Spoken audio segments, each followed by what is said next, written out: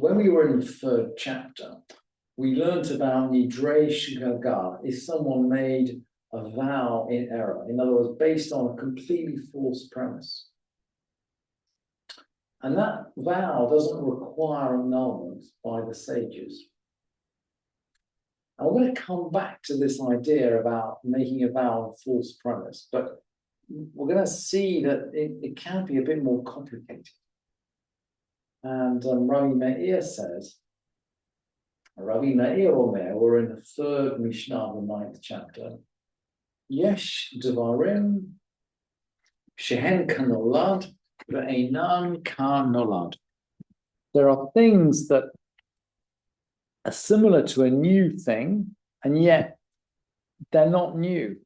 Now, we actually learned in the previous Mishnah, Ve'odamar Rabbi Eliezer Potchin Ban Nolad V'chachamim Hosrim. Rabbi Eliezer disputes with the sages about this idea of a new thing. So, for example, he says, look, I swear I won't benefit from so-and-so. And then this guy became a scribe or was about to give his son in marriage. Or the case of Rabbi Akiva's father-in-law who swore not to have benefit from Rabbi Akiva, but when he noticed that Rabbi Akiva became a great rabbi, changed his mind. So Rabbi Eliezer says that we can release a vow with reference to a new thing, and the sages forbid it. So that's where we closed on the second Mishnah. And Rabbi Meir now is going to either dispute or not with the sages, depending which version of the text you have. And he's saying, look, some things are like a new thing, but they're not quite like a new thing. Yesh devarim shehen kanolad ve'einan kanolad. V'chachamim modin lo. And the sages agree, although some texts say the sages don't agree. So not only do we have trouble interpreting this Mishnah and figuring out what it means, but we're actually not quite sure which way the text should go. And we're following Kaufman, and Kaufman says the sages agree, and Maimonides clearly has the same text as Kaufman, and he follows this. This is how he paskins. But let's look at the example. Ketzad, how does it work? Amar, kunam she'eni noseli flonit she'aviha ra. He said, kunam, that I don't marry such a person because her father is wicked. And again, we get a sense of life in the time of the Mishnah. We get a sense, by the way, as to why the rabbis don't like vows.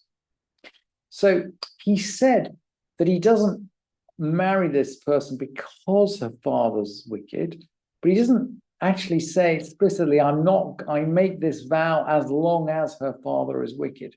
He just articulates the reason. And then he finds out he's wrong.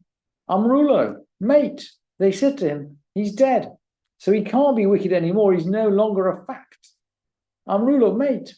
Or she'asat tshuva. Maybe he did tshuva. Maybe he's repentant. So Rabbi Meir says this is kind of similar to a thing and yet is not new. And we're not quite sure whether that is to say that the sages agree that this person is released or is not released. And we're not quite sure which way the halacha goes in this Mishnah. And there's a second example too. Kunam labait hazeh she'eni nichnas. Kunam is this house which I won't enter because why won't I enter? She'kelev ra b'tocho, because it's got a bad dog in it. Or she'hanachash b'tocho, because there's a snake in it. And then they said to him, Ve'amrulo, meit hakelev. They said the dog's dead. Or she'nerag hanachash, the servant's been killed. Hareihem kanolad ve'einan kanolad. This is similar to a new thing and yet not new. V'chachamim modin lo, and the sages agree with him. So it seems to somehow come in the category of new. And whether it requires annulment by a sage or not is not quite clear. Rabbi Meir also said, these Mishnah all have got two sayings in the name of two rabbis.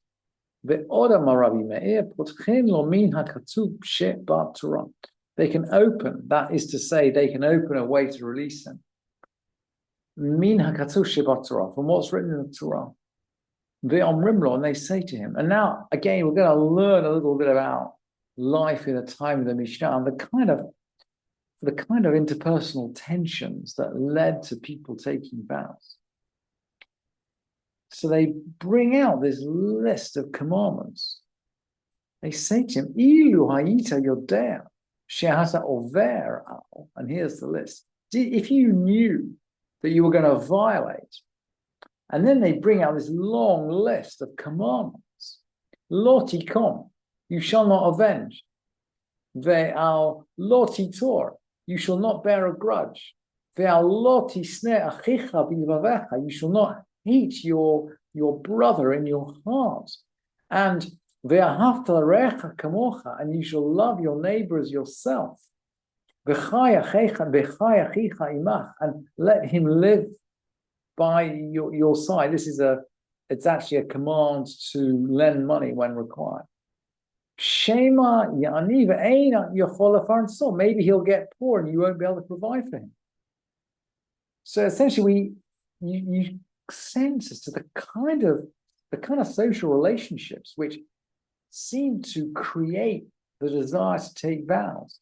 And the judges are saying, if you really think about all of these commands, you're not supposed to hate your neighbor so much that you swear not to get any benefit from him or not to give him any benefit. And if they then reply, Amar, so the Mishnah concludes, Amar, ilu ha'iti yodea shehu ken lo ha'iti noder. So if he then says back, if I'd known that this is so, if I'd been aware of all these commandments, lo ha'iti noder, I would not have made the vow. Harei ze mutar. This is permitted, i.e., the vow is released. If they remind him of the commandments to love and to not bear a grudge and to not hate and to lend money to your kinsman when he needs it, if they remind him of all these commands and then he said, if I remembered that, I wouldn't have made the vow, that is sufficient to annul the vow.